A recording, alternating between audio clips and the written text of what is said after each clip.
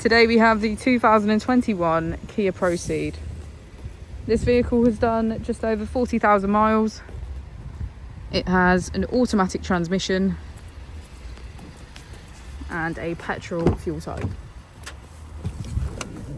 To the left of our steering wheel, we have voice control as a feature, as well as our automatic headlights. To the right, we have cruise control and automatic wipers.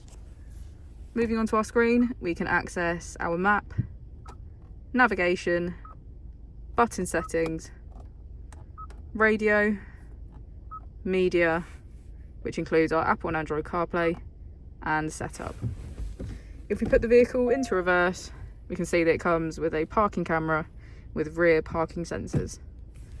Just below our screen is our dual zone climate control with heated seats on either side and our heated steering wheel. As we go into the back of the vehicle, we can see that it has a full cloth black and grey interior.